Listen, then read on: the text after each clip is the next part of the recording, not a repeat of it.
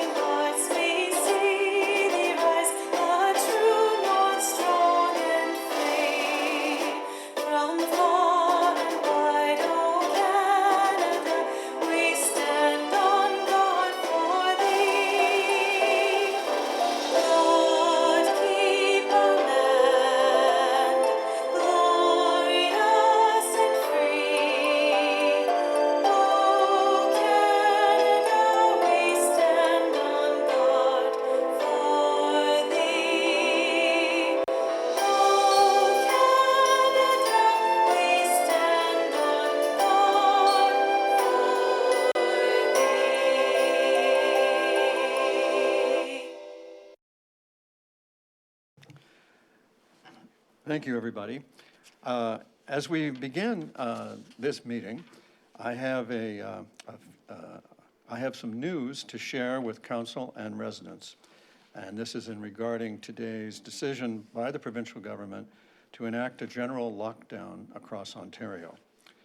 If we all pull together, I am optimistic that this lockdown can have better results than the previous 4-week lockdowns in Toronto and Peel. Oakville's hospital has been supporting communities whose hospitals have been unable to keep up with their surge of COVID-19 patients.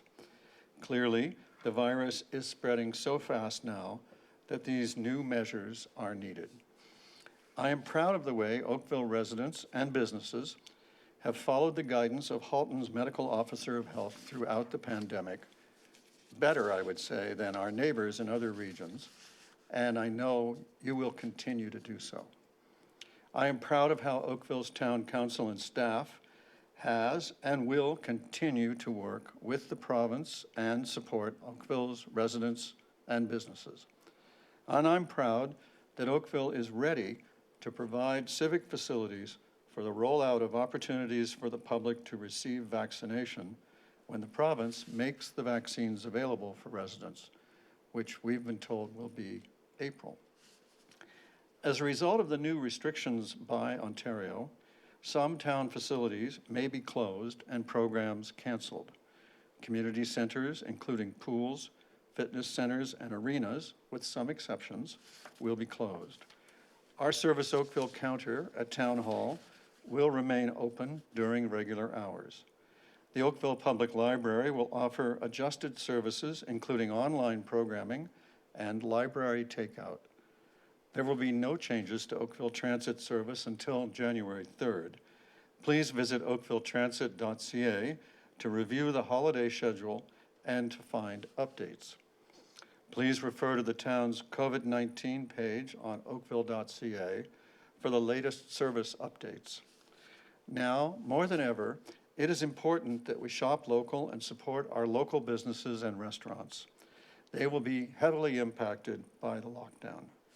Placing an order online or by phone with a merchant and taking advantage of curbside pickup or having dinner delivered will help ensure our favorite stores and restaurants can still be there post-lockdown. The province has announced new Ontario Small Business Support Grants, which will provide a minimum of $10,000 and up to $20,000 to eligible small business owners to help them during the lockdown.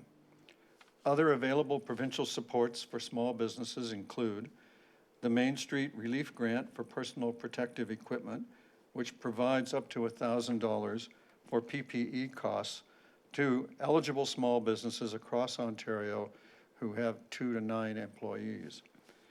They also have made available the property tax and energy cost rebate grants, And these were required to shut down or significantly restrict services due to provincial public health measures. Both the town and the province will continue to help small businesses create and enhance their online presence to reach more customers through the Digital Main Street program, whether you are on Main Street or a mall. The province now requires food delivery companies to limit the rates they charge restaurants. Another alternative is to simply call your favorite restaurant directly and take advantage of their takeout deals, which will really help them with their costs if you will just pick up. The ban on commercial evictions that our Economic Task Force advocated for has been extended until January 31st, 2021. There are also federal programs available for residents who will be impacted by the lockdown. The Canada Emergency Wage Subsidy helps business keep and rehire employees and avoid layoffs by covering up to 75% of an employee's wages for qualifying eligible employers. This fall, the federal government announced changes to the employment insurance program to help more Canadians access EI benefits. The Canada Recovery Benefit provides support for workers who have stopped working or had their income reduced by at least 50% and who are not otherwise eligible for EI. The Canada Recovery Sickness Benefit provides $500 a week for up to a maximum of 2 weeks for workers who may have contracted COVID and are self-isolating or have underlying conditions that would make them more susceptible to COVID-19. The Canada Recovery Caregiving Benefit provides support for those unable to work for at least 50% of the week because they must care for a child under the age of 12 or family member because schools, daycares, or care facilities are closed due to COVID-19. Your councillors and I are here to help and can put you in touch with our local members of parliament and members of provincial parliament whose offices are here to serve you and answer any questions about provincial and federal support programs. If you have any questions, please don't hesitate to reach out to us. My own email is mayor@oakville.ca. By following the health and safety measures, together we can reduce the COVID-19 case numbers in Halton and allow our businesses and Town of Oakville programs to resume as soon as possible. Let's all do our part. Please assume the virus is all around us, because it is, and take all precautions to keep well, stay safe, and let me know of any chance to help you. Thank you very much. Now, Council, I have to ask you if there are any declarations of pecuniary interest on tonight's agenda. And Madam Clerk, I don't see any. I would next ask if you're satisfied with the minutes of the previous council meetings listed in the agenda and the standing committee reports. Are there any changes or objections? Councillor Knoll is moving approval of the package. Councillor Longo is seconding. Is there any objection? Councillor Adams, you have your hand up. Were you seconding or objecting? Oh, I'm only trying to figure out how far down the list of committee reports you're going, and I do have some remarks regarding the budget. I wasn't sure where you wanted to include them. Actually, thank you for that. Councillor Knoll and Councillor Longo, let's restrict your motion to the minutes. The councillor has prepared a presentation, and we shouldn't deprive you of it or his chance to give it to you. Any objection to the minutes? None being seen, the minutes are approved.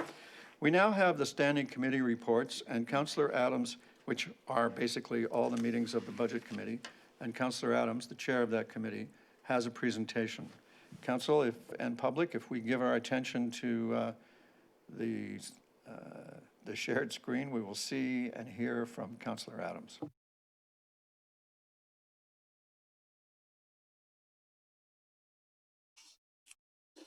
Whoops, hold on a second. That's not what I wanted.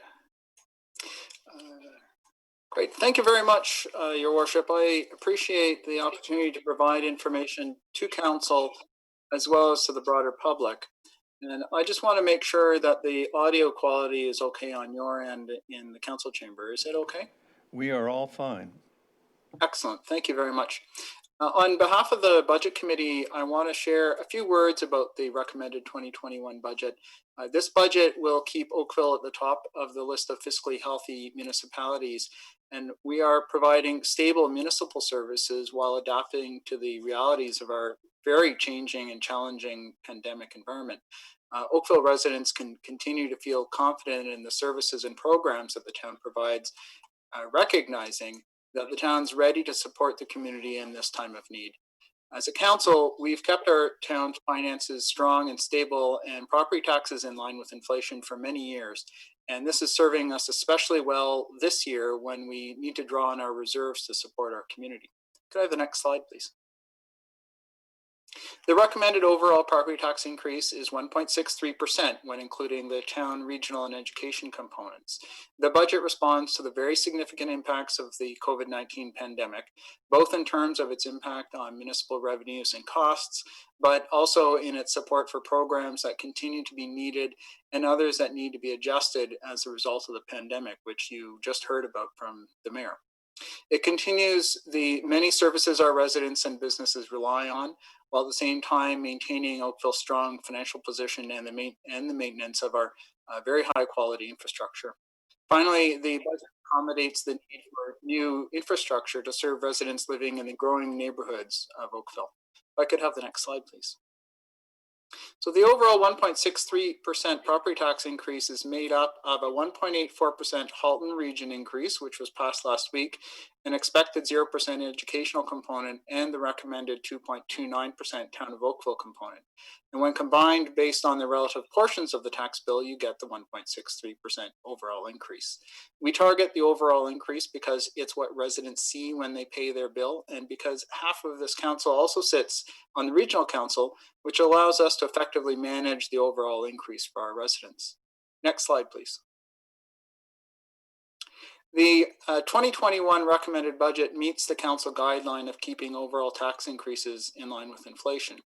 The recommended overall increase is consistent with inflation expectations for 2021. And while recent Toronto CPI, or Consumer Price Index values, have been just above 0% during the pandemic, the recommended increase is in line with the Bank of Canada forecasts for 2021 and 2022 and the consensus economics forecast of Canadian CPI returning back towards 2%. In fact, inflation for Toronto in November increased to 0.6%, which was the highest since the beginning of the pandemic, and that might indicate further increases in coming months. Next slide, please. The recommended budget also proposes the lowest increase amongst our neighbors. In fact, this is at least the 7th straight year that the Budget Committee has come to you recommending to you this lowest increase among our neighbors. These are all figures from approved or forecasted budgets for 2021 and are presented on a comparable basis. That's to say, all three components incorporated. The higher figures for the other municipalities show the pressures that they're facing as they deal with various unfunded infrastructure renewal needs and construction needs in their municipalities, as well as the impacts of the pandemic on both revenues and operations. Our neighbors are likely to continue to outpace inflation in future years. Oakville, by contrast, has a very well-funded asset management plan. That means that we're not in that same infrastructure situation that they are. So while we are taking a break this year from our annual capital levy to help offset the impacts of the pandemic, we were in a good position to take that break since we've been adding a 1% increase to our annual town property taxes since 1996. I also want to highlight that a number of other municipalities haven't yet announced their 2021 expectations. Some municipalities will only be approving budgets several months into 2021. And I want to commend both our staff for their hard work that has made it possible for us to approve our budget tonight, as well as council for supporting this good governance practice. And that really gives our staff direction regarding the level of resources that are available to them over the entire year. Next slide, please. It's important to understand our tax increase in the larger context. Since the switch to performance-based program-based budgeting and the targeting of overall tax increases, Oakville's overall property tax increases have been lower, more predictable, and continuing to be on a downward trend compared to the previous years. This consistency is important for our residents, for our businesses, as well as our staff who need to plan projects and services. Next slide, please. And for context, this budget includes both a $348 million operating budget as well as a nearly $81 million capital budget. And while we plan to raise $214 million in property taxes, the remainder of the operating budget is funded from other revenue sources, and our residents and businesses need to recognize that. Next slide, please. So this was a very challenging budget. The town faced the normal impacts of changes to the base operating budget, such as dealing with inflationary increases to utilities, supplies, and software, as well as salary, wage, and benefit adjustments based on the various contracts that we have and so forth. We also had to manage the ongoing cost of managing new capital projects, such as the new Oakville Trafalgar Community Center. Combined, these all together make up the 1.93% impact to our tax levy, which you see at the top. But the big story for 2021 is the ongoing impact of COVID-19. We estimate the combined impacts of dramatically lower revenues in areas like transit and recreation, as well as increased cost to operate due to the need for PPE, increased cleaning, as well as changes to operating protocols, is the equivalent of a 8.21% increase to the town levy. Staff have worked very hard to provide a set of one-time mitigation measures to offset that, and that's the 4.89% that you see there.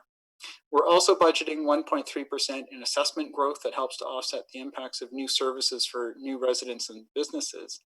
In order to offset some of the lost revenue due to the pandemic, though, we're recommending that tax stabilization reserves be used to reduce the tax levy impact by a further 1.66%.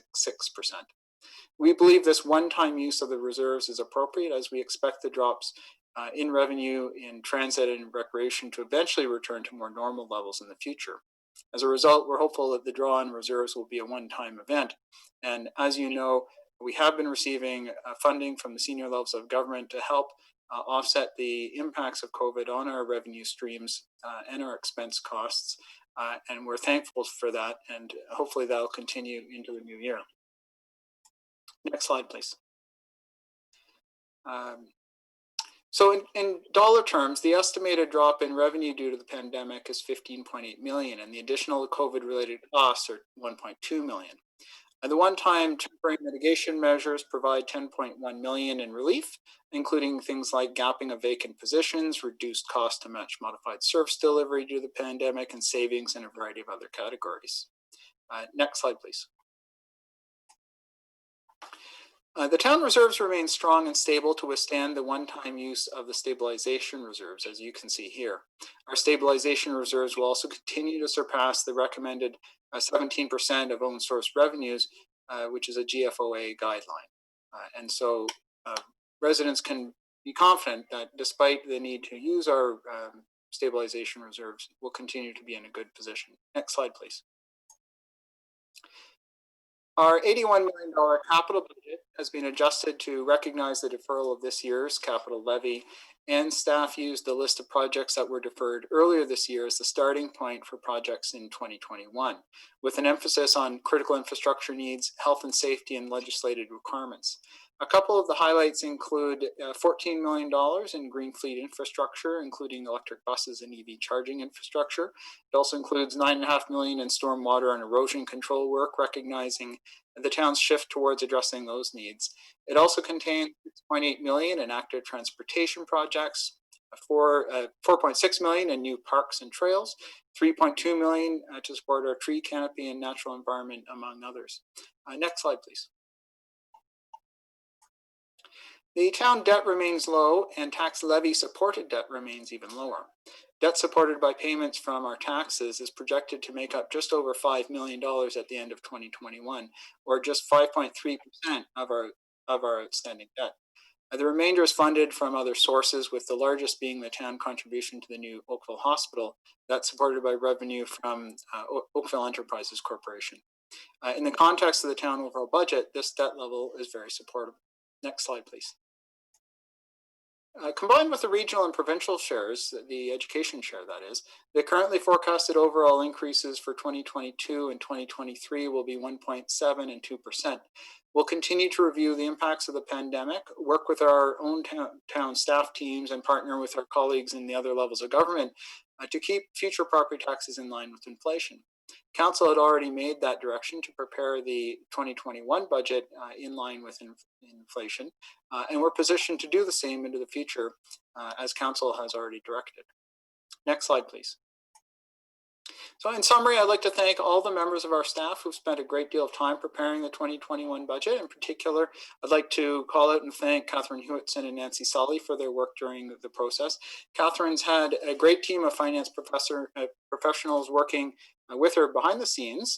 They're the budget managers with each of our program areas, and without them, it would be significantly harder to make good decisions around the funding levels for our various programs, especially this year. There are a couple of directors that maybe should be called out for the extra hard work that their teams have had, and that's Julie Mitchell and the Recreation Department. You can imagine how hard it is to adapt and re-estimate your revenue numbers in that area. And the same for Barry Cole in Oakville Transit. And finally, Jill Stephen in the engineering construction world, their team has had to go through the capital budget reviews a number of times to make sure that the right projects are coming forward. So I'd like to recognize finally Mayor Burton, Councillors Dudek, Sandu, and Grant for their efforts on the 2021 budget, and all members of council for their contributions. I know that you take calls from residents regularly on financial matters, and I appreciate your support. So, Your Worship, it'd be my pleasure to move the recommendations of the Budget Committee at the appropriate time. Thank you very much, everyone. Thank you very much, Chair Adams. Is there a second for the Chair's motion? Councillor Sandu, thank you. Let me get a little technical help here. We've got very strong feedback. Can you do anything about that? No? It's from Zoom, a new feature of Zoom. All right. The floor is open for questions and comments and whatever. Councillor Dudek, you're first. Thank you, Worship. Councillor Adams was very kind about thanking the various people who were involved throughout the process. I also want to thank him for his leadership throughout this budget process, similar to what he's provided in years past. But this year especially was extremely challenging, given that there was a virtual component in reaching out to members of the public, and he sort of went out of his way to make sure that everybody still had access to the budget process, regardless of the hindrance of the pandemic. So thank you very much for your leadership.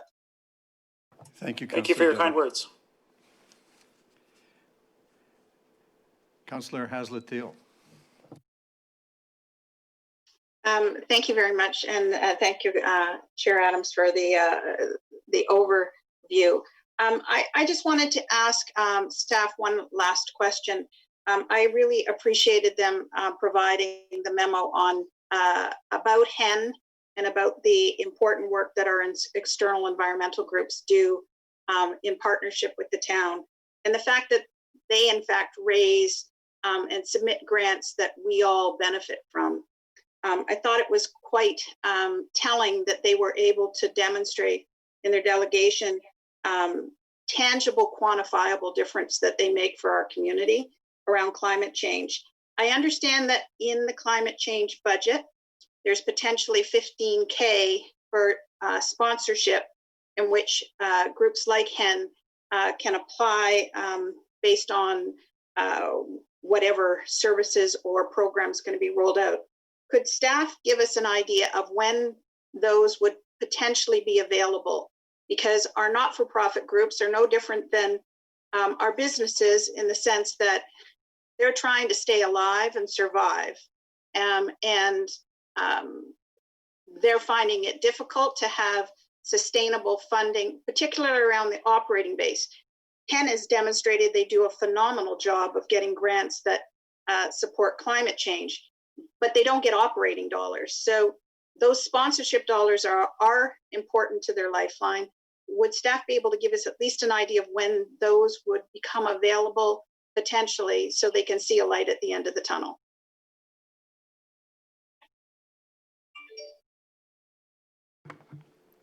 Through you, Mayor Burton.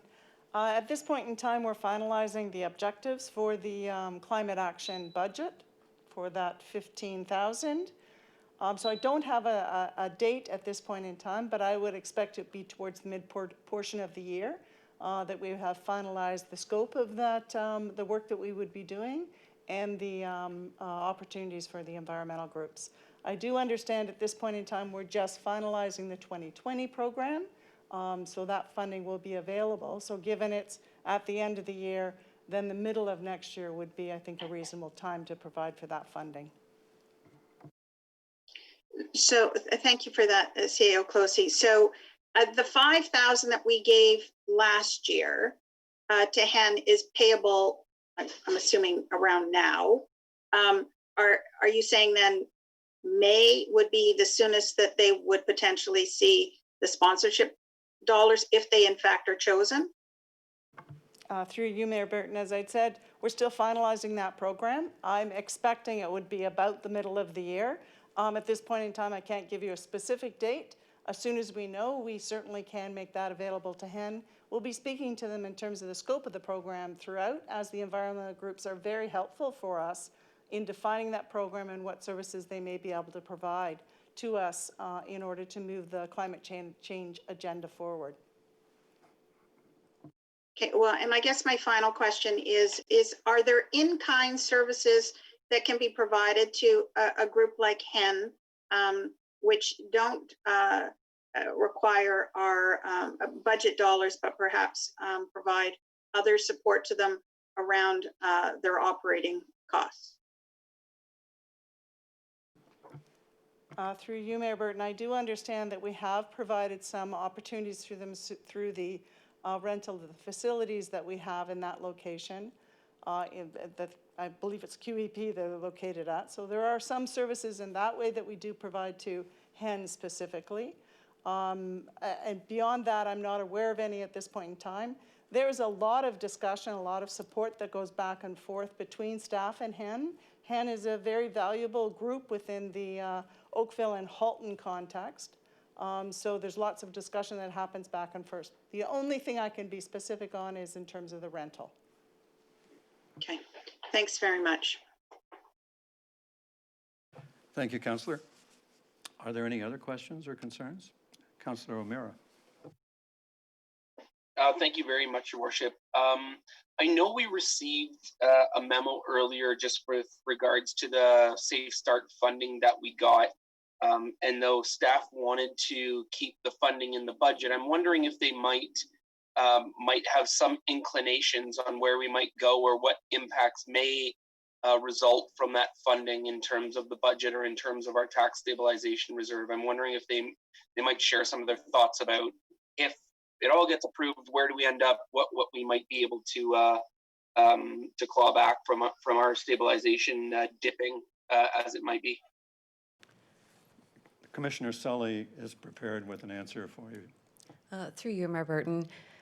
We did receive funding for 2020 specifically, and we will report back on that. So that funding that we already received and some of the extra for the transit is not available for 2021. It's for 2020 expenses. We did also receive the funding to support our 2021 budget, both for transit and the general operating stream. For the transit stream, they're very clear that we have to submit our expenses after we've already paid them, and if they're eligible, then we'll be reimbursed. At this time, they're telling us that it's only expenses from October 2020 to March 31st, 2021. So only the first quarter of 2021 would be eligible. Whether that changes over time, I'm not sure. Right now, our transit budget for 2021, I think it has about 3.5 million in COVID impacts. I may not have the right number. So we would be looking to use as much of that funding as we possibly can, and therefore minimize the amount of our stabilization reserves that are required. The other unknown right now is with COVID continuing on and with the lockdown in January, what that will do to our assumptions in the budget, and at the end of the day, how much we'll actually need from our stabilization reserves. We will be reporting back, though, on a regular basis next year on our progress. So is there the possibility then, Ms. Sully, that the amount of money that we have been told that Oakville can get, we might not get that for whatever reasons the province might deem we don't get that money?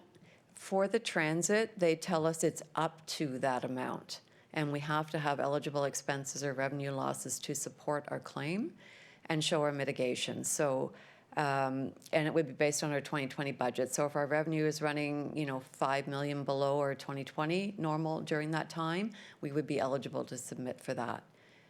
But it's not that we're going to get the whole 4.9 million. It's only once we submit our claim, they deem it eligible, similar to a grant process, and then they would reimburse us.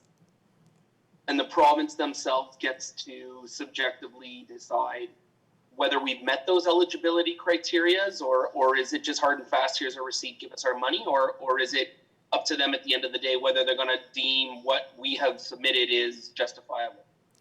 I would take it to be the latter, that they will look at what we've submitted. Often when we submit for grants and submit our expenses, they'll have questions on them, and they may come back to us with questions. I anticipate that what we submit, they will accept as eligible. We are tracking them very carefully, but they will have the final say.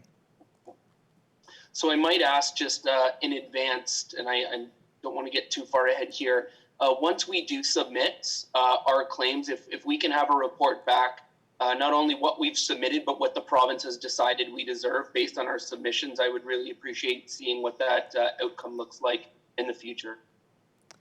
Through you, Mayor Burton, yes, we will be reporting that back to you. Thank you, Your Worship. Thank you. Councillor, lest the public get the wrong impression, staff always report back on these things. So you're perfectly entitled to belt and suspenders, ask for it anyway, but you're going to get it, I promise you. Are there any other questions or concerns? Councillor Elgar.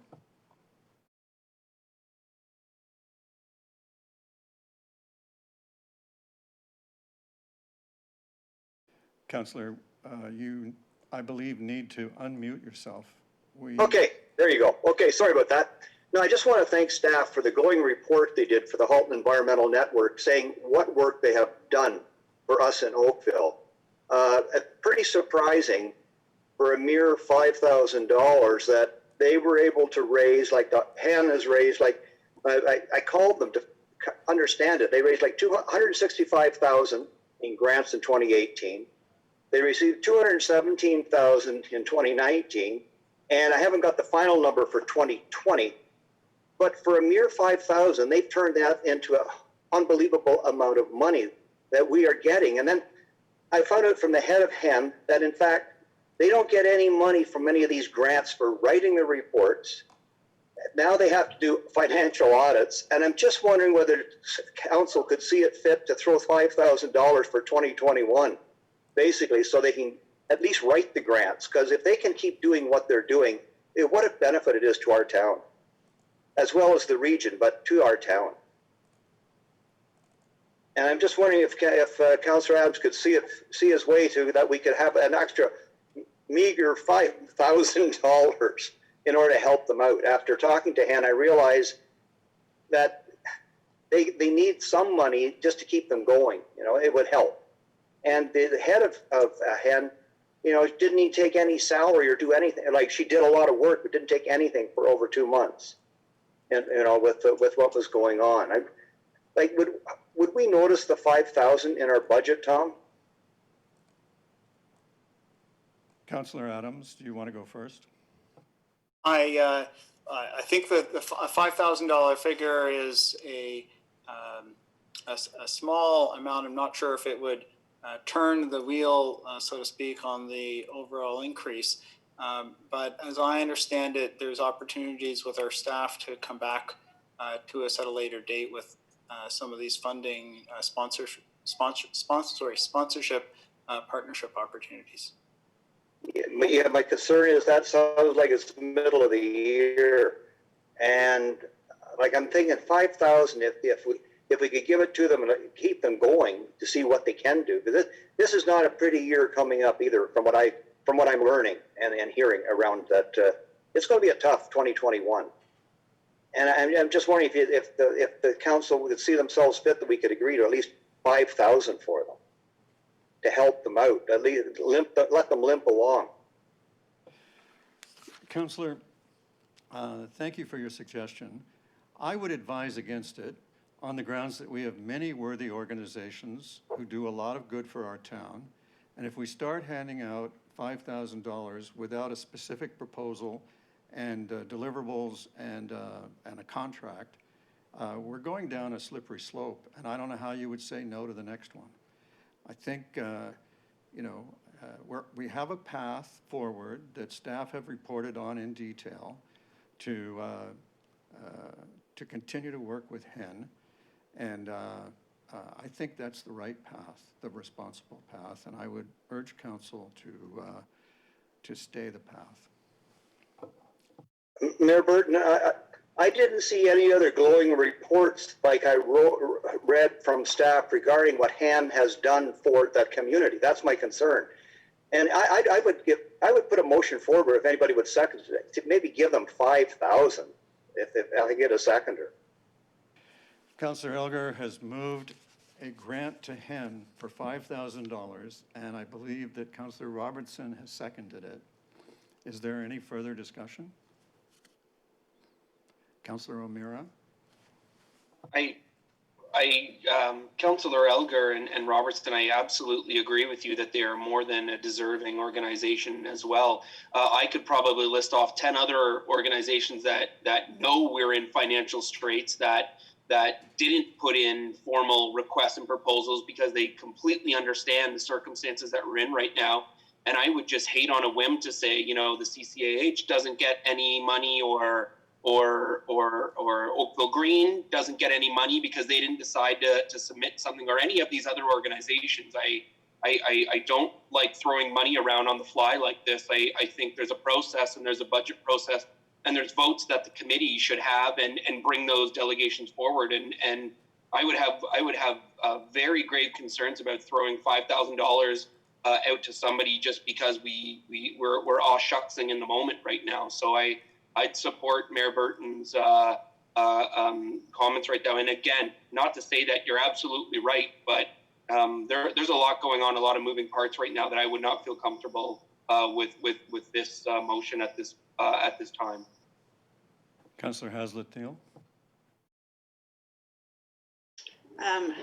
So with all due respect, I would like to say that it's not an aw shucks. And I would also like to comment that the delegation that was made was not only shared specific, tangible, quantifiable deliverables that they provided. This is not, oh, we've got a love on for HEN. This is absolutely looking at hard facts that they took the time to come forward and share. And I would totally support, and which is why I asked the question about sponsorship dollars. I would have hoped those sponsorship dollars could have been made earlier than May. And yes, others may have chosen not to come forward, but the process is pretty public and clear. And we are talking about money that we've previously given them. So we've given them $5,000 the year prior. Look what they delivered. And so it is not a, well, what about all the others? The process is to come forward, to make your case, to be very clear about how you make a difference. And then for us to determine, if we say this is one of our objectives, which is climate change, and for a mere $5,000, we can continue to allow an organization to make progress on our behalf, I would really strongly suggest that it's not an aw shucks. Thank you, Councillor. Councillor Chisholm, and then Councillor Robertson, and then Councillor Adams. And just a question through you, Your Worship, to Councillor Adams. In the Budget Committee process and meetings, there was no recommendation for that $5,000 to come forward. Is that correct? Was it not supported at that level? That's correct. That's correct. So we had a delegation, and the committee considered the issue and determined not to add additional funding in. I would also say, Your Worship, if you don't mind, since I'm talking, I'll say my bit. I did meet virtually with a large number of sports groups. Many of the sports groups are also having financial difficulties, as you can imagine, and they didn't come forward asking for specific dollars, recognizing that in year the council has in the past made consideration for groups that are in dire or do need support, and council has been willing to, on a case-by-case basis, consider the issue to determine if they need one-time funding. And we have done that in the past. But we haven't done it through the budget process. We've done that in year. Councillor Chisholm, is that satisfactory? Yes, that I guess fulfills the questions I have with respect to the process, and I have a high regard for process and the ability and the wisdom of our budget committee to come up with those recommendations, yes or no, and to bring forward. And I can understand some separation to have discussion, but I will support the mayor's motion to deny. Thank you. Actually, I'm not moving to deny. There's a motion to grant 5,000. Councillor Robertson, it's your turn. I've not been on the committee this year. When I did speak with Councillor Adams, I said the one piece that I was disappointed is that the committee wasn't seeing it needed to give that $5,000 to Hen.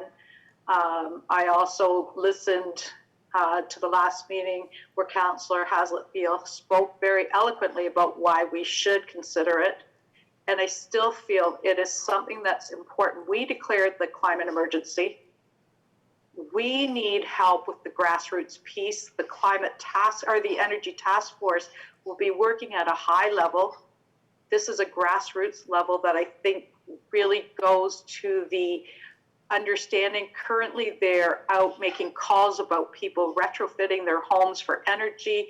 They're doing so much work that we need to see done with our residents that is vital to us getting through that climate emergency piece. And I really do believe we need to give them the greatest advantage in getting that done. No offense to the sports clubs, because I understand what they're going through too, but a climate emergency is something different, and we should actually walk the talk. Any others? All right, for a first time, Councillor Longo, and a second time, Councillor O'Meara. Thank you, Your Worship. I think the work that Hen does is phenomenal. I think they're really important work on them. They're a great partner in the Oakville Energy Task Force. They do a great amount of work on climate change. I'm just, with respect to process and a proposal coming forward to the Budget Committee, my only question was, why was this not accepted at the Budget Committee level to go forward for the $5,000? And Councillor O'Meara mentioned, there's a lot of organizations that are out there that could use the $5,000 as well. So I'm just, I respect the work that they do. I'm struggling with why it hadn't come through and approved through Budget Committee to Council. As much as, I think they do fantastic work, and they've been a really strong partner with us. I'm just curious as to why that didn't get through to come for the $5,000 as part of a recommendation from Budget Committee. Councillor, I summarized the reasons of the Budget Committee earlier when I spoke about the matter after it was introduced.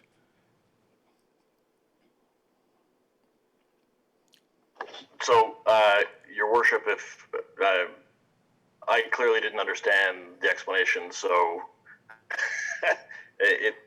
it's if this is something that staff is coming back to us with, or if it's a done deal, it'd be appreciated if you could explain it again. I'm going to turn to Councillor Adams to explain it. He was the chair of the committee.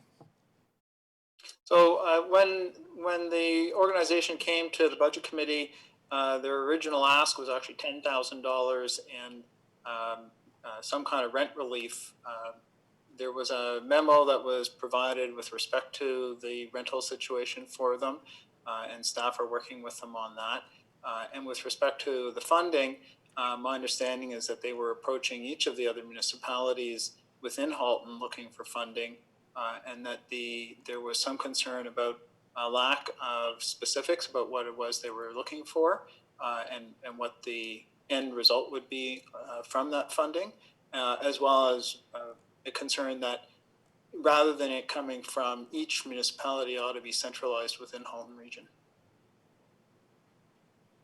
That's a very good summary. Okay, thank you. Councillor O'Meara? Thank you, Worship. And again, this is a question perhaps Councillor Adams might be able to answer.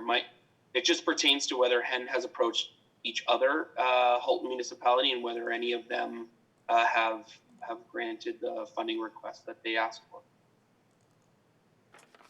I think staff might be in a better position to respond with respect to whether they've actually gone through each of the other communities yet. My understanding is that Burlington may not yet have reached the opportunity until next year sometime. But in terms of the other ones, I'm not quite sure where they're at. I wonder if staff have any further information on that. Well, staff have provided council with a memo that answers this question. And on the second page of it, it sets out that HEN is approaching each of the municipalities in Halton and Halton region itself with a request for funding to help support their activities in 2021 with I guess a recognition that what they're asking for is salary support. The City of Burlington has financial partnerships with others, and as Councillor Adams has pointed out, have not yet had an opportunity, HEN has not yet had an opportunity to make their pitch to the Budget Committee or the Council of the City of Burlington. The town of Halton Hills currently provides no funding to HEN, but is considering their recent request to Council. The town of Milton provides no funding, but also has been asked for $10,000, as was Halton Hills. The region of Halton, what happened there was they came to the Budget Committee and made a presentation and talked about how in the past they'd been able to generate $400,000 worth of grants for their good works in the region, but they did not make a specific budgetary request, and instead they asked that council direct the regional staff to work out a contract with them and to bring, and for that to then come back in year to council. Staff took it as a staff direction. No motion was carried, and the staff direction was understood to be that staff would continue to discuss possible ways to develop a contract for service with HEN, but no guarantee of same.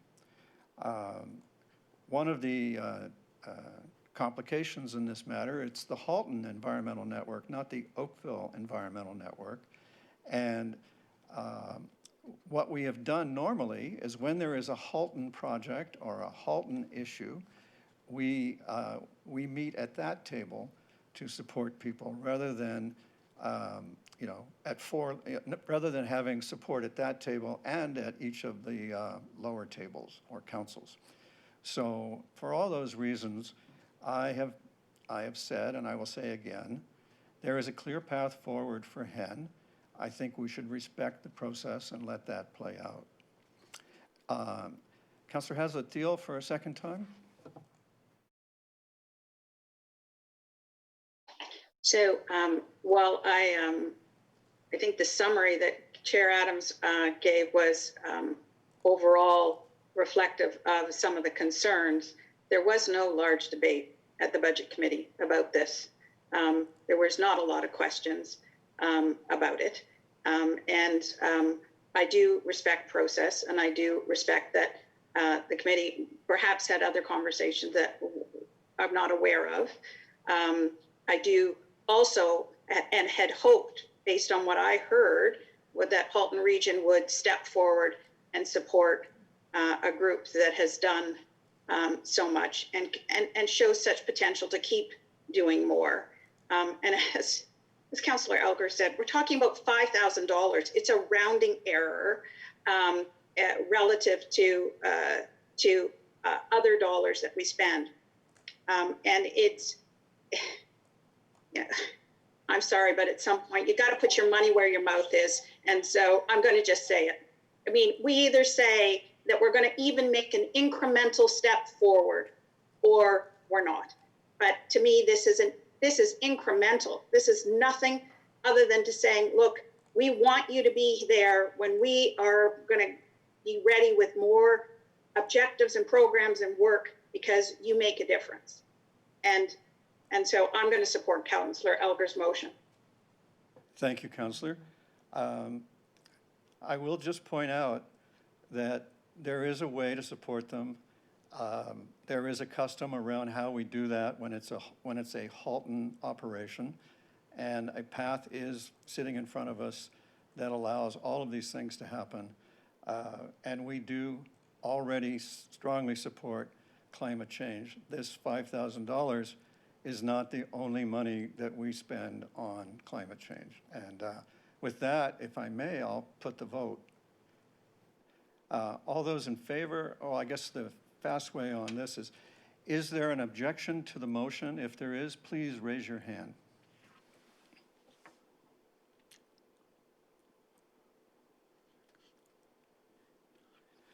That's 9 by my count. If you would like to vote in favor, please raise your hand.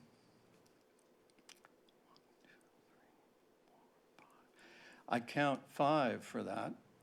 The motion fails. The main motion is before us. May I put that vote? Is there any objection to the main motion? We need a seconder. I have a seconder. I thought it was Councillor Longo, wasn't it? Oh. That was the first one. I'm back. I'm trying to call the vote on the first one. Councillor Longo, are you the seconder for the main motion? He is.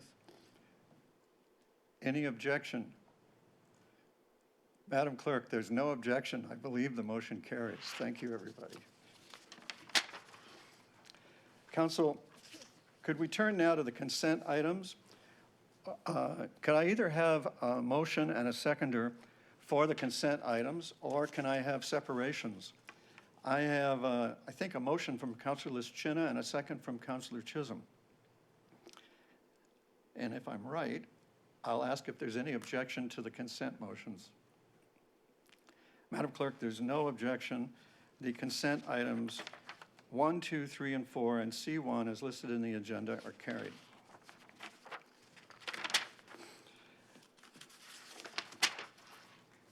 Councillors, if you could turn your attention now to the discussion item, or item number 5, our first discussion item. This is brought by Councillors Sanju and O'Meara, moving and seconding. Sorry, Your Worship.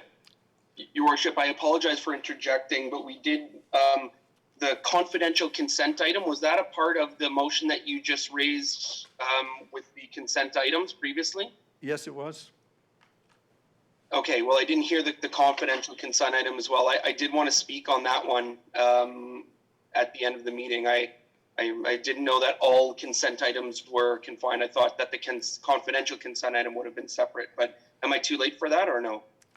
Councillor, in the spirit of Christmas and all that is good and kind, we're happy to go back and let you speak to it, but it is a confidential item.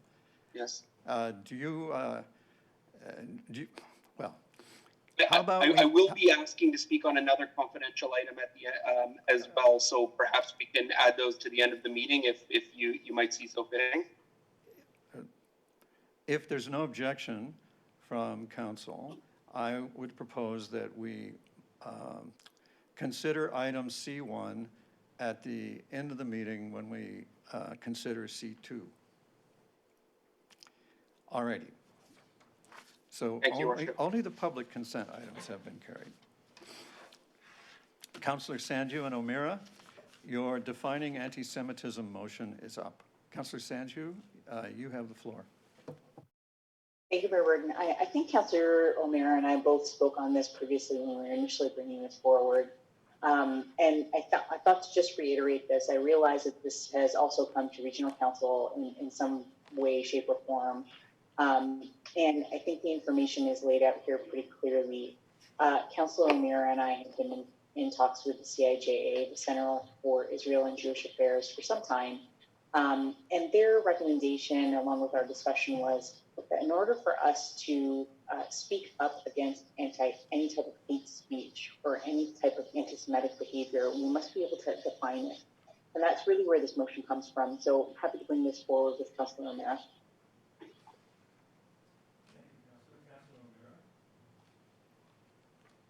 Thank you, Councillor. Councillor O'Meara.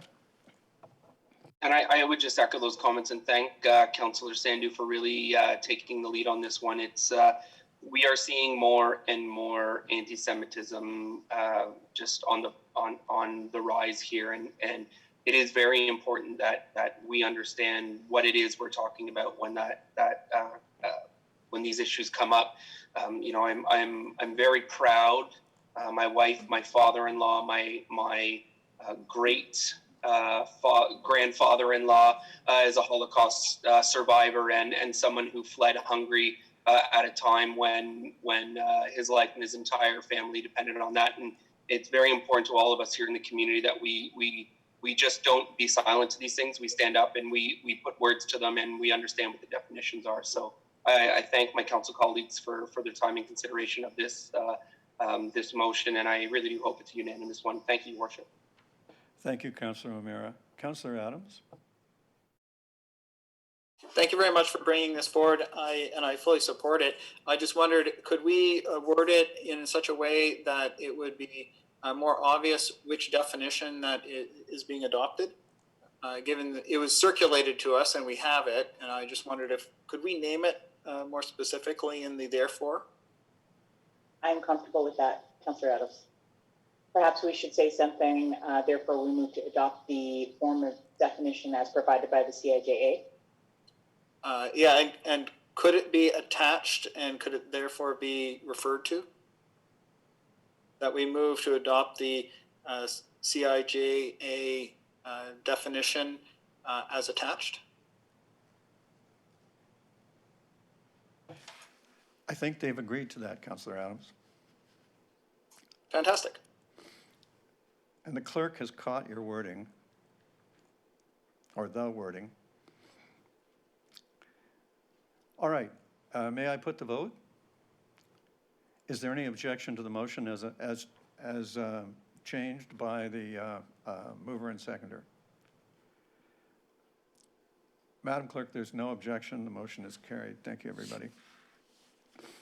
Council, if you'll give your attention now to the CAO, she has a verbal update on the COVID-19 developments.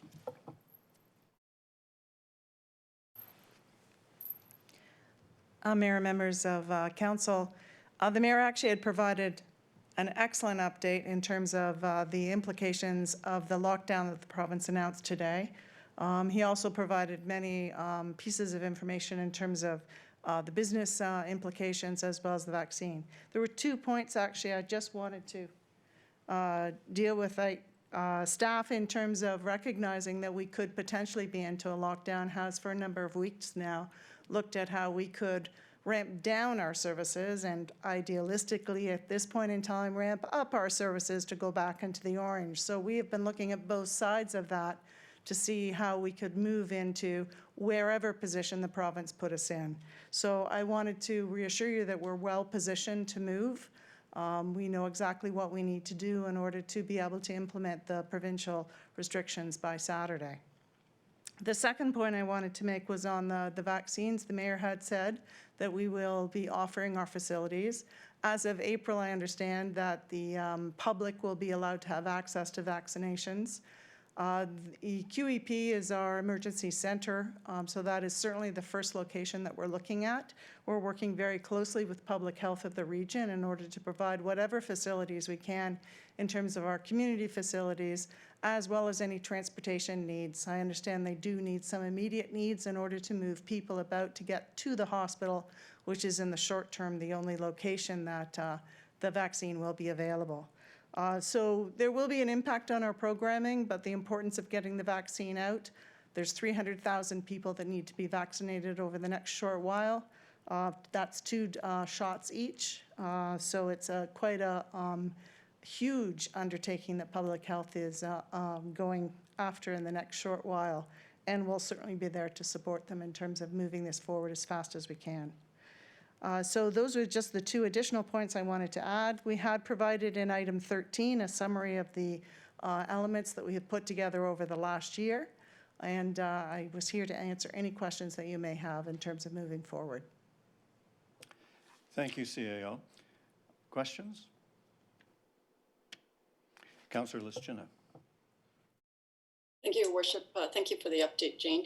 I know this is not specific in Oakville, but Glen Eden with the skiing, do we have any information? I know we heard up north it's going to be canceled. Is that the same thing for Milton area as well, or Kelso?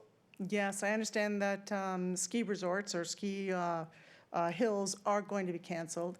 Anything cross-country skiing and those kinds of things that are available as outdoor activities are still going to be available, but the ski locations themselves that provide the lifts and the rest are to be closed as part of the lockdown.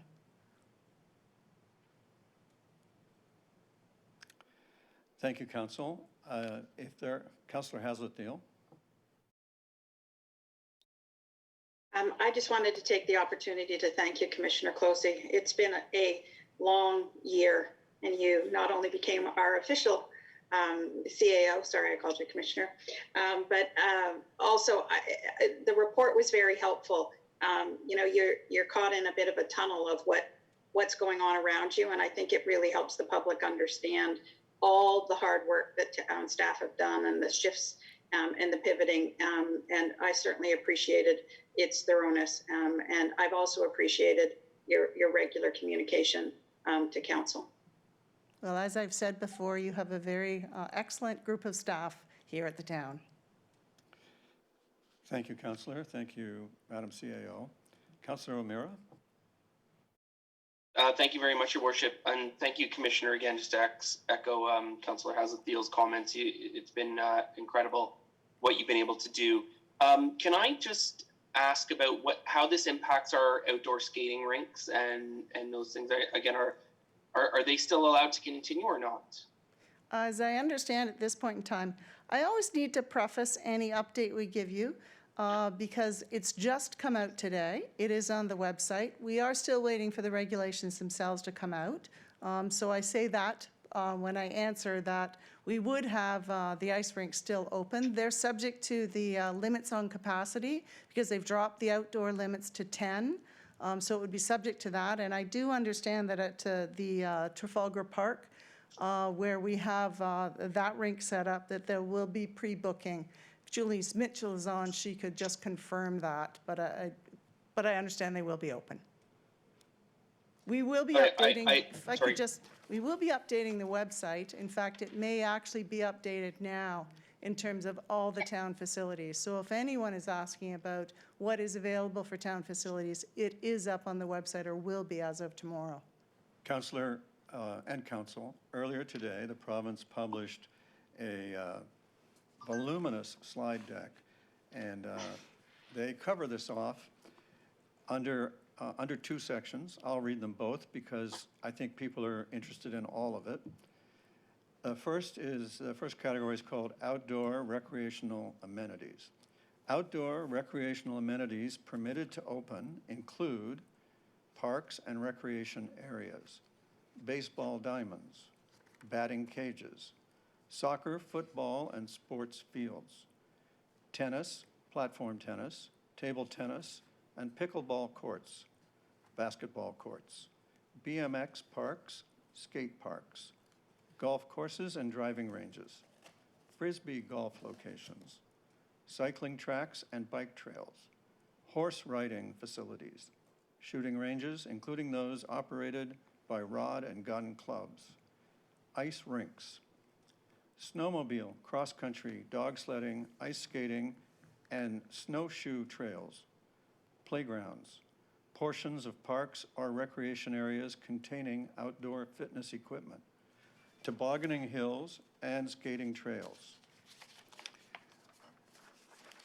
And it's actually not a second section, it's just continued on the next page. A permitted outdoor recreational amenity may only open if any person who enters or uses the amenity maintains a physical distance of at least 2 meters from other persons using the amenity, excluding members of the same household. Team sports or other sports or games where people may come within 2 meters of each other are not practiced or played within the amenity. Any locker rooms, change rooms, showers, and clubhouses remain closed except to the extent they provide access to equipment storage, a washroom, or a portion of the amenity that is used to provide first aid. Ski hills are closed, and that ends the province's guidance, but that's pretty comprehensive in my experience. Are there any further questions on that? Sorry, Your Worship, if I can finish up here. Yes, sure. So I read ice rinks, so we're still good to go. And I had the incredible fortune of booking some ice time over this past weekend, and going through a bit of the ups and downs about the wait lists that we have for people to get ice time, and also the lack of people who show up for the times that they've booked.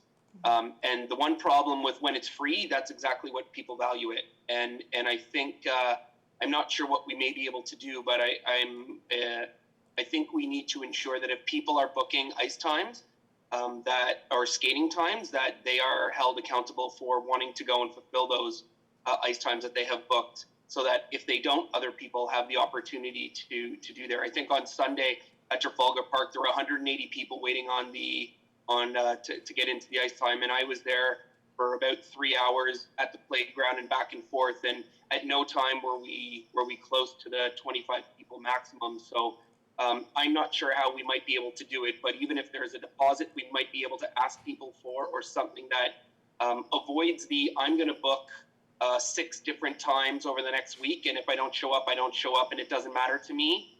We've got to figure out a way so that everybody in Oakville can have access to those times if they want to use them, and if not, other people can get in there.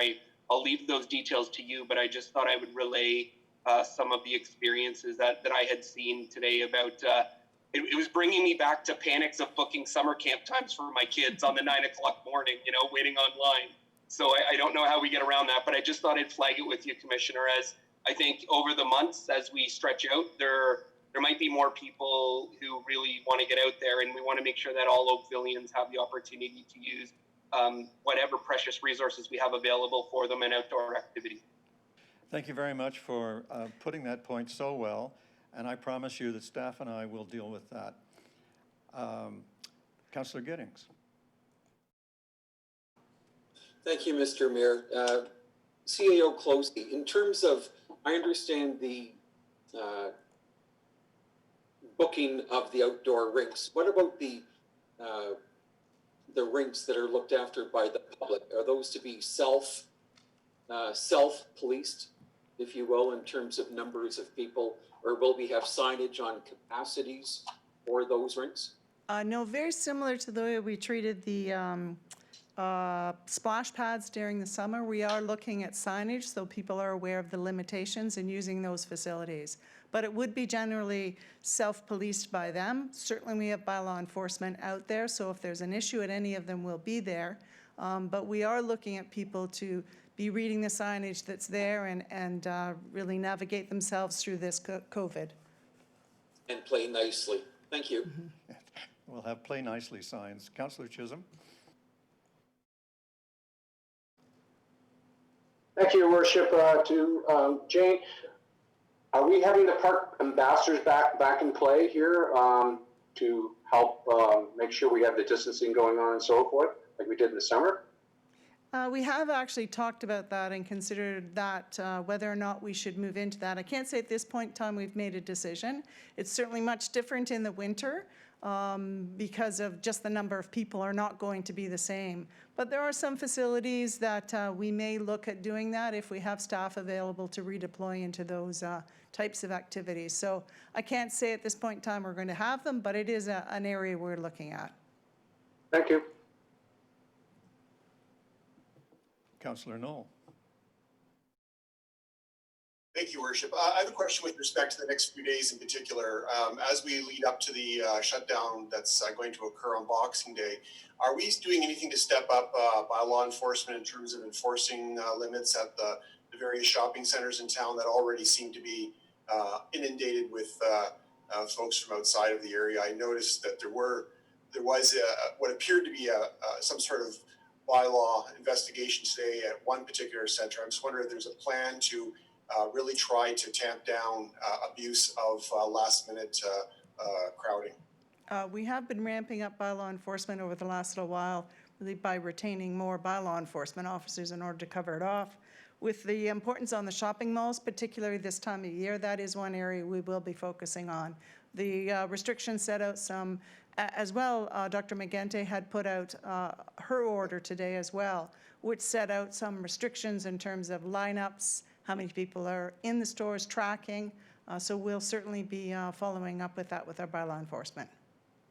Thank you. And as if you will allow me to slightly move off of COVID just a teeny tiny bit, but it's related, Your Worship. I'm wondering if the CAO could potentially speak to the issue of safety around stormwater ponds. As people are looking for more and more recreation, I'm wondering if a very strong statement and maybe some communication to remind people to stay off the stormwater ponds as they freeze. And we all are deeply saddened by the terrible incident that occurred in Milton over the weekend. And I think it bears reminding people that they're not skating rinks. They're not meant to be skating rinks. And perhaps we could, now that people are going to have so much time on their hands, make sure that we're really reinforcing that message. Certainly. Certainly our park staff will be on the look for that. But we can also look at our social media to see how ways in which we can increase the message going out. So yes, we will do that. As we have one particularly very prominent one in Ward 5, and that one always worries me. I drive by it, not recently because it hasn't been cold enough to freeze, but certainly last year it was very well used as a skating rink, and after this weekend it just sends chills up and down my spine. I think it's important, and I hope the public will hear the message, that you should always stay off of new ice. And I don't believe skating was involved in Milton. I believe it was misadventure. But you know, judging by the report I had on the matter, I just wanted to not let it get forgotten that in addition to her order, the medical officer of health also said that she was stepping up inspections by the health district as well. So we do have a regional response operating at that level too. Councillor Sanju, your turn. Okay, just one quick comment. I would say that I agree with your comment that it was misadventure. I read that as well, but I would say very clearly that skating on a stormwater pond is in fact misadventure. For any purpose, stay off of new ice. Councillor Sanju. Thank you both to you, Mayor Burton, and to Councillor Knoll for bringing forward that important information. I'd also just like to reiterate the same. I live not too far from a stormwater pond, and specifically the one that I have in mind, CO closely, is the one on North Park. And just earlier this year, I specifically myself had to stop two youth from sledding down the side of it and onto the pond. I'm sure you can imagine how dangerous that would be. And now with potential school closures in mind, which was exactly what was happening in March earlier this year, people have some free time and they might be getting up to the same type of misadventures as you both mentioned. Perhaps some signage, anything out, blast out to the community just to remind youth at home about the same, I think would be very helpful. Thank you.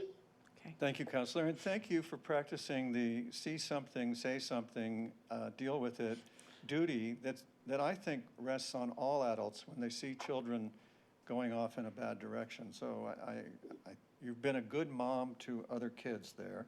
Councillor Parmer? Thank you, Your Worship.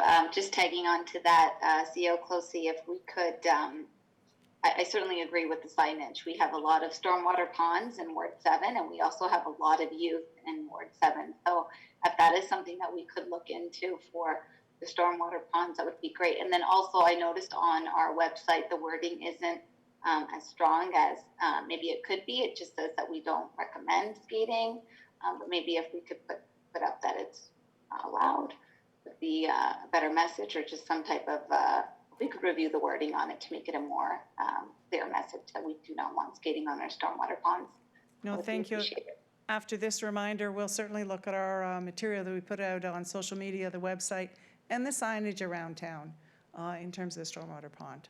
So. Yeah, and one other comment I just wanted to, Councillor O'Meara had brought up the line that he was in at Trafalgar, the rink outside, and it may have been also because a lot of the other ponds where it was planned for skating across the town, they're not open yet because it's not cold enough. So everybody is kind of hurting over to Trafalgar Rink. So hopefully the temperatures drop enough for the rest of our ponds to open. Sorry, not ponds, the rest of our rinks to open, and it won't be as busy. And yes, of course, people should commit to their bookings as well. Thank you. Thank you, Councillor. I do want to tell you that the forecast from the Weather Network is that we'll have a green Christmas and temperatures above freezing all the way through Boxing Day. My father, the meteorologist, has always told me that forecasts are 50-50, so you don't want to be too reliant on them, and weather can change. But there is a definite strong possibility of a green Christmas and continued lack of ice for at least the next few days. Plenty of time to get improved signage up. Could we have a mover and seconder to receive the report and the comments of council? Councillor Chisholm and Councillor Elgar, thank you. Any objection to the report? Madam Clerk, there's no objection and the report is adopted. Council, you've been provided with extensive material on the quarterly update and authorization request from Oakville Enterprises Corporation. And Rob Lister, the President and CEO of Oakville Enterprises Corporation, is present to inform us and to take any questions you may have. Mr. Lister, you have the floor. Thank you very much. Can you hear me? Yes, we can. Perfect. So good evening, Mayor Burton and councillors. Thank you for the opportunity to present an update from OEC and Oakville Hydro. With me today online is Sean McCoggan, Chief Strategy and Growth Officer at OEC. This evening, Sean will be providing the update to council. And as requested by Councillor Adams at our last update in September, we have a greater emphasis on our services and growing success of the OEC businesses. We'll also be able to answer any questions during and after the presentation. So I will now ask Sean to start the presentation, and thank you. Sean? Thank you, Rob. Can everybody hear me? Loud and clear. Good evening, Mayor Burton and councillors. As Rob mentioned, I am Sean McCoggan, Chief Strategy and Growth Officer at OEC. I have to say that on behalf of my colleagues at OEC, we are extremely pleased to be here with you tonight to present our OEC update before the end of the year. Let's begin with what we plan to cover on the next slide, please. Tonight, I've prepared some remarks to provide an update on our services and growing success in many of our businesses in OEC, followed by several Oakville Hydro updates, including an overview of the results of the Oakville Hydro Customer Satisfaction Survey. In doing so, I'll let you know about many of the ways we're setting ourselves apart in the industry. Then I'll finish up with community initiatives from the past couple months. Next slide, please. Today, our organization has grown into a market leader in several areas. As you can see on this slide, OEC has strategically assembled a team of companies and people that deliver results to our customers and set OEC apart in the industry. And tonight, I'll expand on the critical services this group of businesses provide to their customers. Broadly speaking, in addition to Oakville Hydro, we have a very large and integrated infrastructure services line of business, a renewable power generation and geo-exchange business, and lastly, a metering solutions line of business. We've always known the strength of these businesses, and they have showed us their tremendous resilience during these unprecedented times. So let me expand on this by moving on to the next slide, please. I'll use the next 4 slides to provide context on these businesses and touch on examples of recent developments we find very encouraging. Simply put, day in and day out, these businesses in front of you and their employees enable better infrastructure for our communities. To give you a better understanding of what they do, I will elaborate further.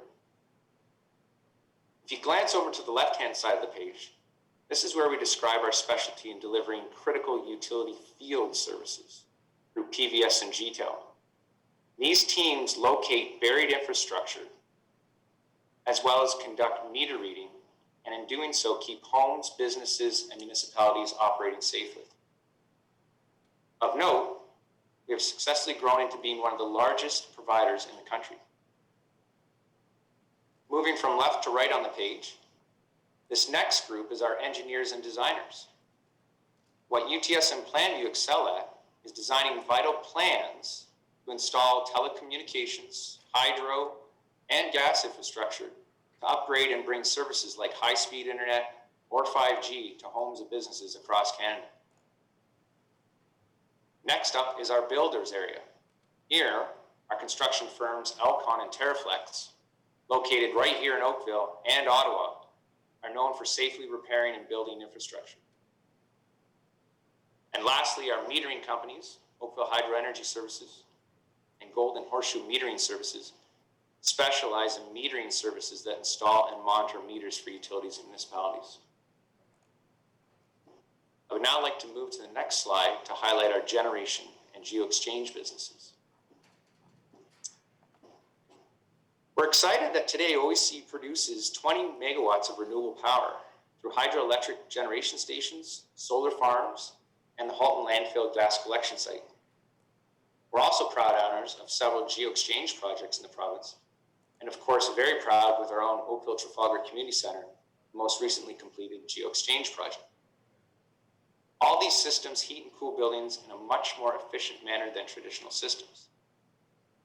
I'd say we continue to see strong demand for our geo-exchange projects and renewable generation opportunities, in addition to new innovative energy solutions. Next slide, please.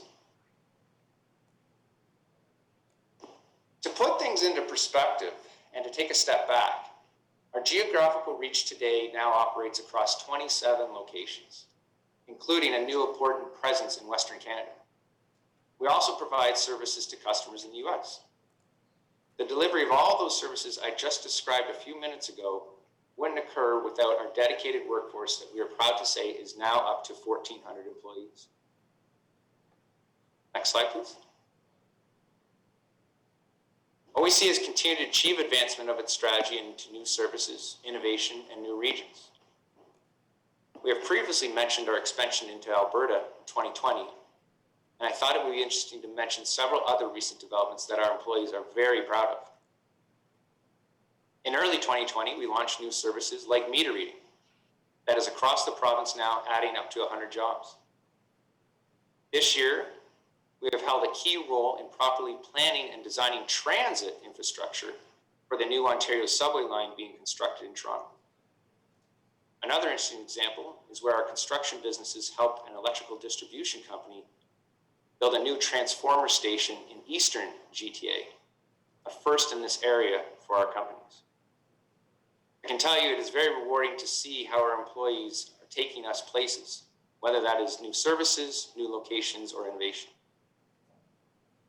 This is exciting times for OEC, and this overview of our lines of businesses should hopefully provide some more insight into what they do and reach. Now, let's transition and move over to a few points about Oakville Hydro on the next slide.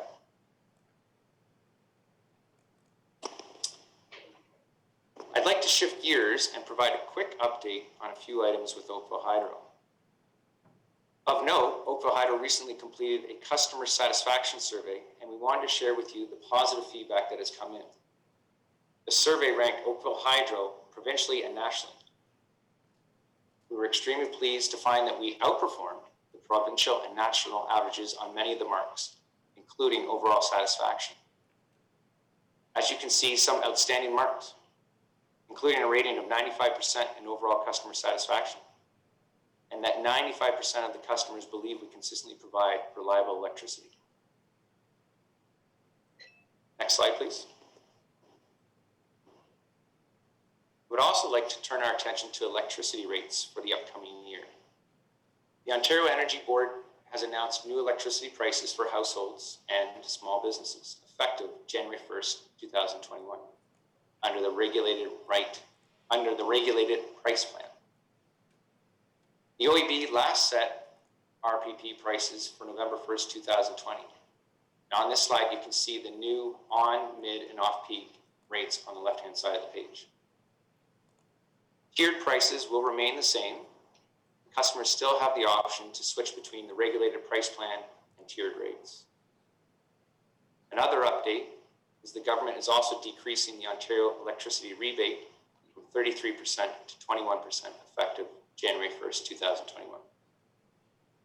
We always encourage customers to go to oakvillehydro.com for more details on rates and timing. Next slide, please. At OEC, you've heard us talk about people quite a few times, and people are at the center of our brand, and the key behaviors that set our company apart are our employees' drive to lead, innovate, and commit to excellence.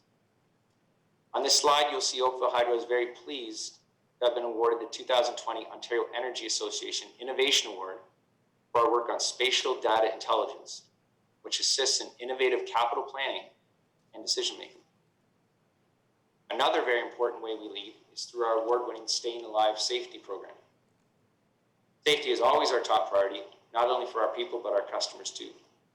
We're proud that Oakville Hydro has achieved 1.75 million hours without a lost time incident. This recognizes the effort of every single one of our employees making safe decisions every day for the last 8.5 years. Next slide, please. Companies continue to keep involved and support the communities we reside in. In this past quarter, our people have raised over $18,000 for the United Way. And we still have time to raise more as our campaign wraps up in March. As part of an end-of-year employee recognition event, our teams were happy to collect non-perishable food items for our local food banks last week in a socially distanced manner. And lastly, this year more than ever, our Lions people were so proud to help Oakville decorate for the holidays by completing the large festive tree downtown and lighting up Coronation Park. My family and I recently drove through Coronation Park on Saturday, and it really looks tremendous. And I encourage everyone to see the festive lights. With that, I'd like to move to the next slide. This wraps up our presentation this evening. OEC continues to be selected by customers to deliver their energy and infrastructure needs, and I believe the future is very bright. I'll leave you with an overhead picture of our solar farm in Picton, Ontario, and I want to thank each of you for your time, and I wish you all a very safe and happy holiday season. Rob or I would be happy to answer any questions you may have. Thank you. Thank you very much, Sean. First out of the gate is Councillor Adams. Thank you very much for the presentation. I just wanted to thank you very much for the overview of all the different operations that are being handled through OEC. I think it's really important for our community to see that and understand it. And so every opportunity for you to put that in front of the public, I think is a good one. Thank you very much. Happy holidays, Merry Christmas, and stay well. Thank you very much. Thank you, Councillor. Councillor Longo. Thank you, Your Worship. Thank you, Sean, for a great presentation.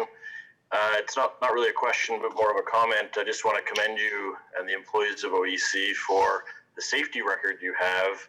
That's pretty incredible to see that many hours and years of safety. So you really, it's important. I mean, it shows how important you take that, but also your innovation awards, the customer satisfaction results, again, they look excellent. And I want to thank you also for the community contribution that your employees do, especially Coronation Park. And I think lighting up people's spirits today, especially during COVID, is really exceptional. So great work, and thank you for the presentation. Thank you, Councillor. Next. Councillor O'Meara. Thank you, Worship. Just to be very quick, I was once told by a business executive for a not-for-profit that I do look up to, and reminded of, you're never rewarded for the risks you take. You're only nailed for the mistakes you make. And I would echo as hard as I can that what you guys are doing there at OEC is nothing short of monumental. And thank you for taking the very strategic decisions you make to maximize all of Oakville shareholders' rewards that we get at the end of the year. And it's not unnoticed. So thank you very much for everything that John, you and Rob and Mary and Karen and everybody, the whole team is doing. Thank you very much for that. Thank you, Richard. Thank you, Councillor O'Meara. Councillor O'Meara, I wonder if I could ask you to move the recommendation in the agenda that the presentation be received and the confidential resolutions contained in the correspondence be approved. Thank you. Is there a second? Councillor Knoll, thank you. Is there any objection to the motion? Madam Clerk, there's no objection. The motion is carried. Thank you, everybody. Council, Commissioner Sully is now ready to provide you a presentation for the benefit of the public. I know you've read the September 30th, 2020 financial results and COVID-19 financial update with great attention, but this is our opportunity to update the public as well. Commissioner Sully, are you ready? I see your show is ready. You have the floor. Through you, Mayor Burton. Catherine Hewitson provided a few slides here. I can take you through them, or if Catherine's online, I'm not sure if she's available.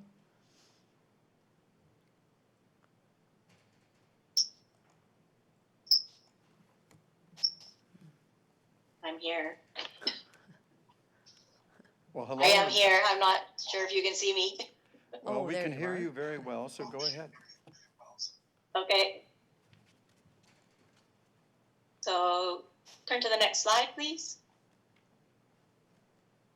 So as you all are aware, the town began its response to COVID-19 pandemic on March the 16th, which has had a very significant impact on many of the town programs and presented, as you can imagine, a lot of challenges in trying to predict what's going to happen over the year. During the summer months, various programs and services were able to resume as part of phases 1 through 3 of the provincial recovery plan, but under modified operating models and capacity restrictions, which had further impacts on revenues. The previous projections prepared included conservative estimates for revenues and expenditures, as the programs were just beginning to reopen at that time. However, now with over 75% of the year completed, staff have refined the remaining months' projections. Based on trends over the past few months, revenues are projected to now be $2.5 million higher than previously expected, in particular for recreation and the building programs. With the COVID cases continuing to rise, however, many unknowns still exist. Therefore, a conservative approach in estimating the revenues for the remaining months of the year have been taken. The next slide. So overall, the total revenue shortfall that has been projected is $25.7 million. This has been offset by a number of spending areas for a total expenditure savings of $22.1 million, with an overall net projected shortfall anticipated to be $3.6 million. And I will just note that this is $2.8 million less than what we had projected in June, primarily as a result of the increase in program revenues. Next slide. So the net projected shortfall of 3.6 million is proposed to be funded 2.2 million from the Transit Safe Restart Agreement funds and 1.3 million from the General Safe Restart Agreement funding. So therefore, at this time, it's not anticipated that we will need to draw on the tax stabilization reserves. And that is all of the overview that I had prepared for you. We're happy to take any questions. Thank you very much, Ms. Hewitson.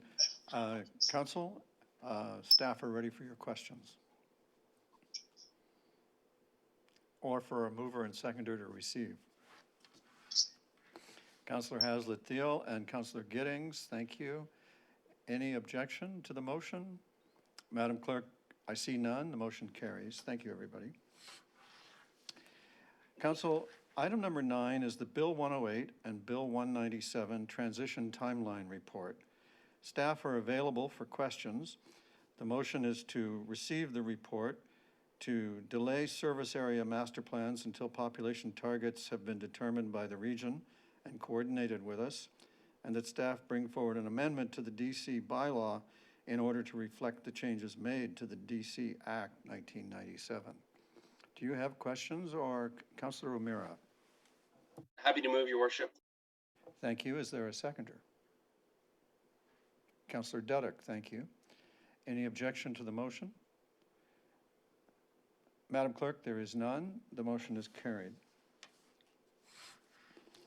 The next item is item number 10, and this is a report on the sign bylaw amendment, basically recommending that we adopt a bylaw to amend the sign bylaw as set out in Appendix B to the report from the Municipal Enforcement Services Department dated December 9th.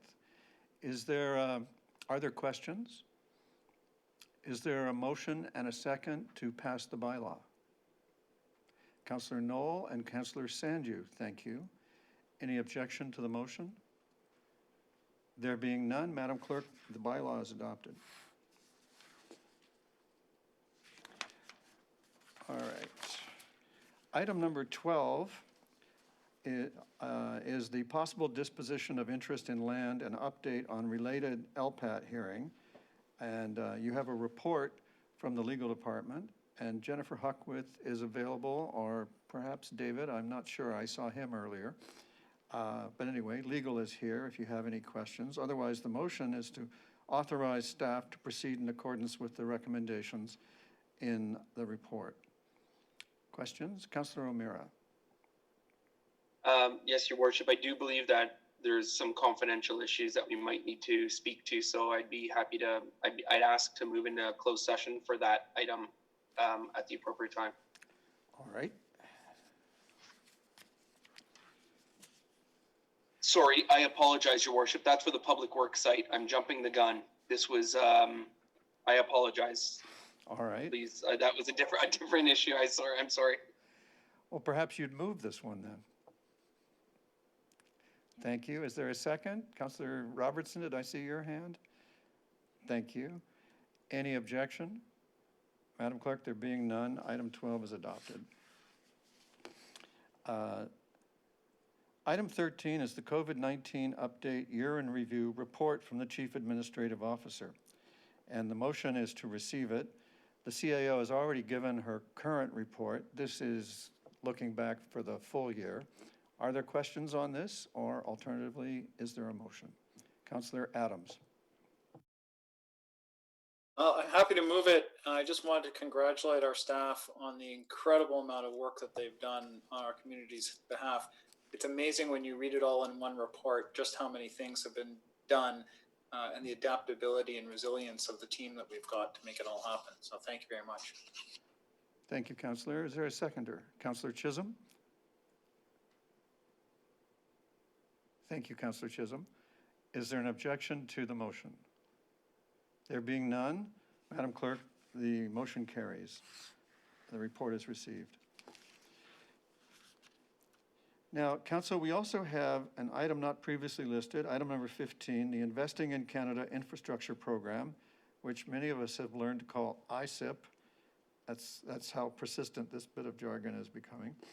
And this is the COVID-19 Resilience Infrastructure Stream.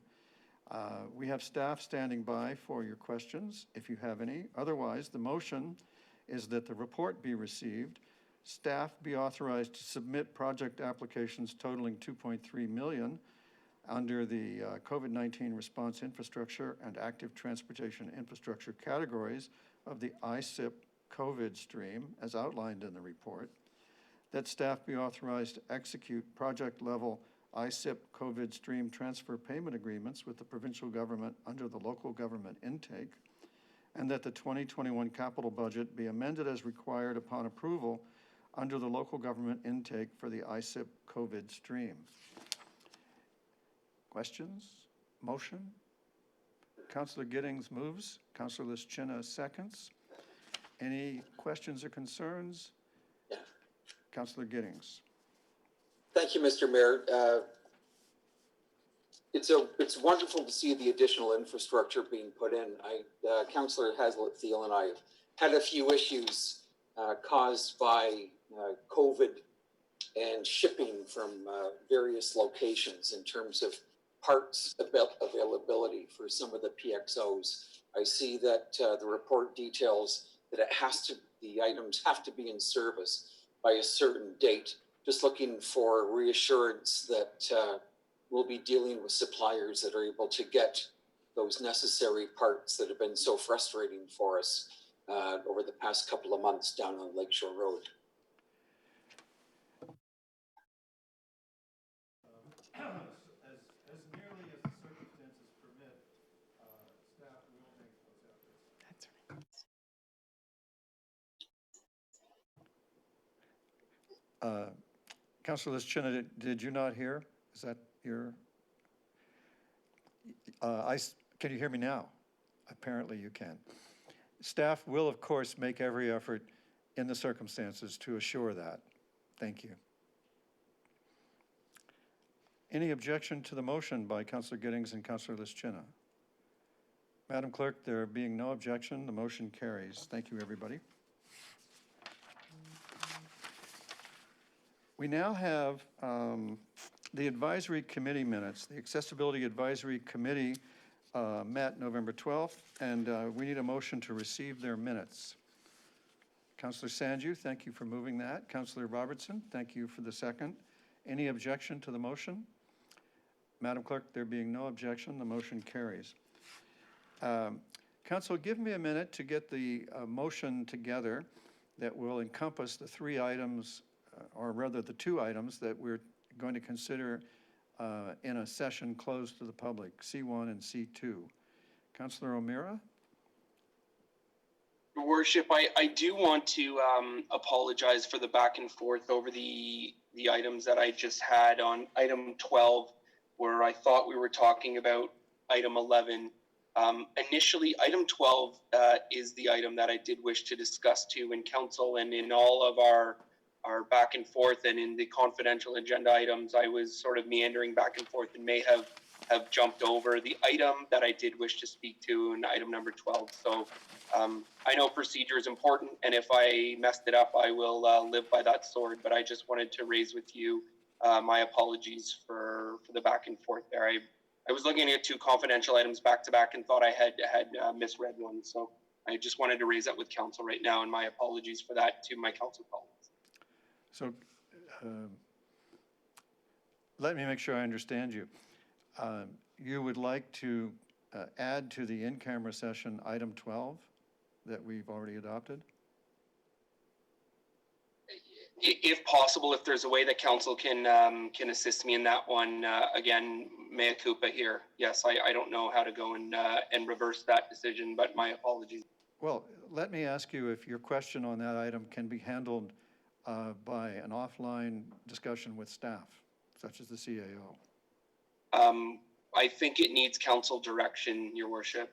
Very well. Then we'll just add it, and in the same spirit that we went back and forth the last time you had this problem, we'll adjust. Not to worry. It's the end of the year. Let's all be nice.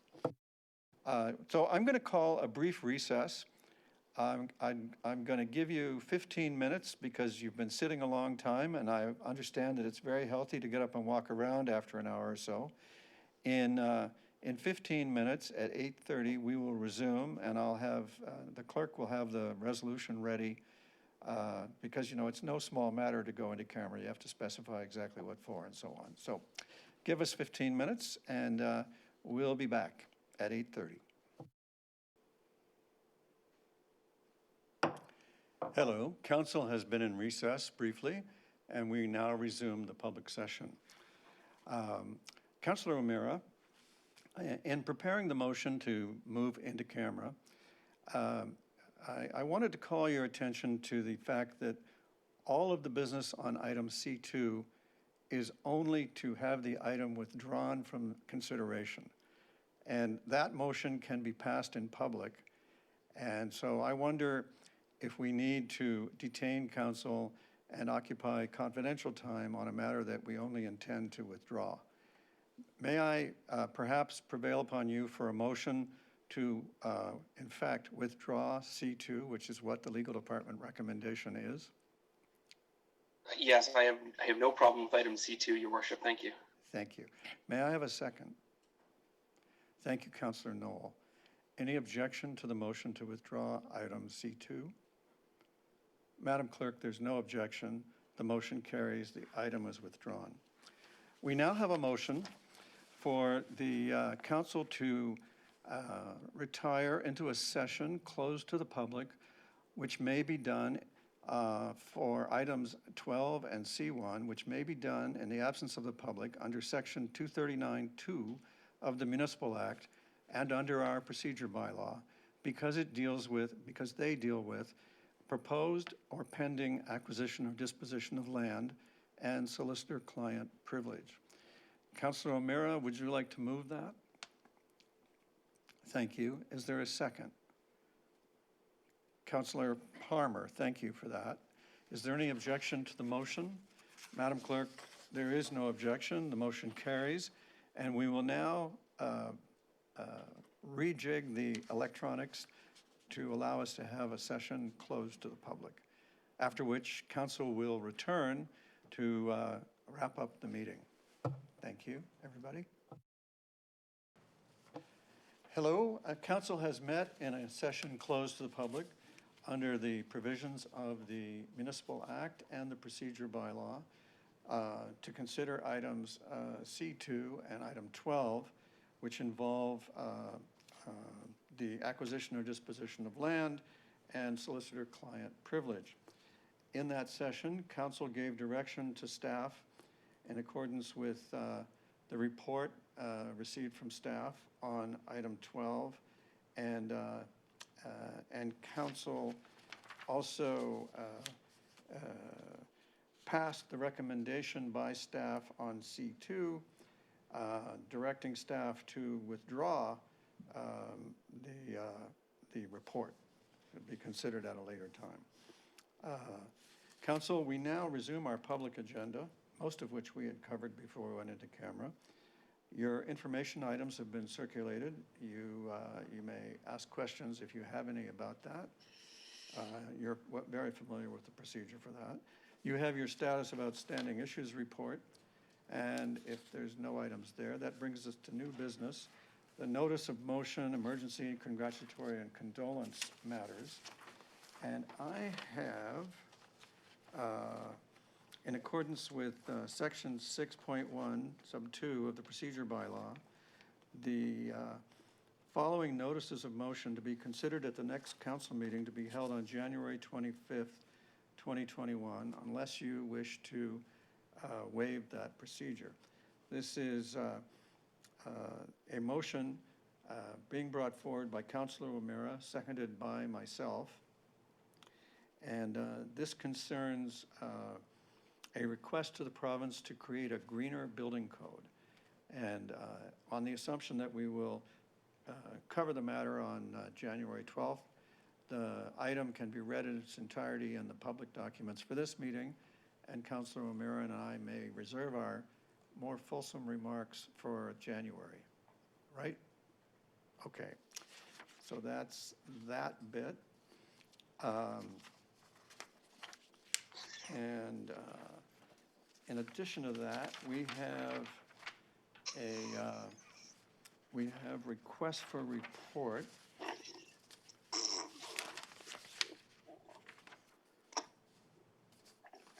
Okay, so before we move to requests for report, let me ask if there is any other business under new business, emergency, congratulatory, or condolence. Councillor Sanju and Councillor Lischina.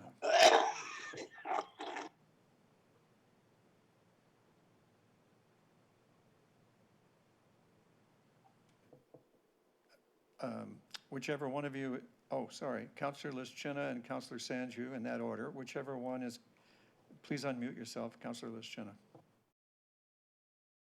Well, I was hoping to read something at the very end. So would that be after the reports? I think you should wait. Okay, I'll wait. I understand. I believe I understand. Councillor Sanju, you're up. Thank you, Mayor Burton. I just have a matter of congratulations, if now is the time. This is a perfect time. Excellent. I would like to wish my sister-in-law, Amrit Sandhu, Amrit Kaur Sandhu, and Mr. Hardale Baya, a very, very happy first week of marriage. They were married on December 11th over Zoom with our families in the background where appropriate. So a huge note of congratulations to them from everyone here at the council, and I'm sure from yourself. I'm sure we all add our congratulations. It's always heartening to see people take the plunge and bet on the future and actually bet on love. So thank you for that. So what we're going to do, Council, is we're going to end the meeting with Councillor Lischina, who has prepared something in keeping with the season, and we'll turn now to our requests for reports, which I believe we have a few. The first one I have is a report, a request for report by Councillor Palmer, seconded by Councillor Sanju, that staff report back with a review and update to the bylaw that requires the distribution of notice of public meeting for all developments to include a greater radius. May I put the vote? If there's any objection to this report, please raise your hand. Madam Clerk, there's no, Councillor Chisholm objects or wishes to discuss. Just object? Not an objection, but when you say greater, how far are you talking out with respect to the existing? In the wording of the report, greater. It's for staff to recommend what's possible or feasible. There being no objection to the report, the request for report is approved. Thank you. The next one is brought by Councillor Grant. I've provided him the second. And it is that staff be requested to report back to Council on opportunities to improve and expand equitable access to the town's loose leaf collection program. This report should consider the variability of the time of leaf drop by A, seasonal and/or climate change effects, and B, by species, and include forecasts of the impact on scheduling, areas served, and costs of keeping the program coordinated with the town's planned canopy growth. May I put the vote? Is there any objection to this request for report? Madam Clerk, there being none, that request is approved. The next request is moved by Councillor Haslett-Thiel and seconded by Councillor Giddings. And this is on digital strategy. It's a lengthy request for report, full of whereases, which you've all read, but it comes down to a request that the town staff provide Council with a summary of the digital innovation plan for 2021 in Q1 of 2021. Is there an objection to this request? Councillor Haslett-Thiel, are you objecting to your request? No, but I would like to say a couple words about it. Go ahead. You know, we all got the email from the chamber, and I've been stopped by lots of people asking me about what the town's digital plans are and how are we coping through COVID with, you know, the telecommunications demands and the evolution that COVID's put on us. And, you know, the obvious is that technology allows us to stay connected and to share and support and this time of the year, hopefully to donate and of course to shop. But I do think the point that's really important as well is that it allows us to stay competitive. And I know the town staff work really hard at trying to, you know, implement lean. And I think sharing in a more comprehensive way, what is the plan? What is the strategy around digital and using data and technology to continue to push us forward? It is important, especially given the dollars we put. And so I'm hopeful that everybody agrees that it should be a priority for our staff. Thank you, Councillor. I anticipate unanimous consent to your request. If I'm wrong, please show any objection now. Councillor, there is no objection. Madam Clerk, the request is approved. Now, I think I've caught everything that I was given notice of, and if I'm wrong, please say so now. Otherwise, I'm going to recognize Councillor Lischina before we do the authorization of the bylaws. And I hope that by now we're all back in the spirit of the season so that her effort may be properly appreciated and received. Councillor Lischina, over to you. Thank you, Your Worship. So this is my take on 'Twas the Night Before Christmas. 'Twas the night before Christmas, and all through the town, COVID health rules prevailed with a partial lockdown. Snow plows were ready for a dumping of snow, councillors on alert for complaints of windrow. During the year, our town hall was lit up, thanks to our amazing organization supporting vulnerable residents to never give up. Inquiries poured through Service Oakville this year, COVID questions among them to keep the spread in low gear. Winter and culture activities will be supported outdoors to keep our families safe, both mine and yours. Our first responders are always on call to respond to emergencies and protect lives above all. Council kept Oakville the most livable town, protecting health, nature, finances, building and renewing critical infrastructure in uptown, midtown, and downtown. So at this last meeting of this most unusual year, here's to wishing our residents safe holiday cheer. Let's keep masking, distancing, hand washing in sight. Merry Christmas to all, and to all a good night. Thank you. Very well done, and thank you for giving us a note that's appropriate to this Christmas week. And I do appreciate your artistic talent, and you even kept the meter of the poem, so very well done. I start to wonder, have you done this before? Well, you should do it again. I wonder now if we could get a mover and seconder for the bylaws as listed in the agenda. Councillor Longo and Councillor O'Meara, thank you very much. Are there any objections to the bylaws as listed? Madam Clerk, there are no objections. The bylaws are adopted. Council, it has been an amazing year. I am so proud of the way you've risen to the challenge every step of the way. You are terrific to work with. I can't think of a better bunch of people to guide our town. And I often reflect on how well you represent our town. You know, we are a bunch of moms and dads with kids of various ages in most cases. And that is very emblematic of our family-oriented town. I know we're entering a lockdown. I know that together we will press down the curve again, as we did so well in the spring. And I do believe that we have a brighter future ahead. It has been said that there's a light at the end of the tunnel. I will leave you with the optimistic, but I hope realistic note that General Hilliard did say it would take all of 2021 and then some to get the opportunity for vaccination in front of everybody. In April, we're going to do our very best to speed that up, but I think we have to steel ourselves for the possibility that it's a very long tunnel ahead of us, even if we can see the light far off at the end. And with that, I'll end the meeting, and I'll thank you very much for a wonderful year of terrific work together, facing the adversity and showing that Oakville keeps moving forward even in adversity. Good night, all. Merry Christmas. Merry Christmas.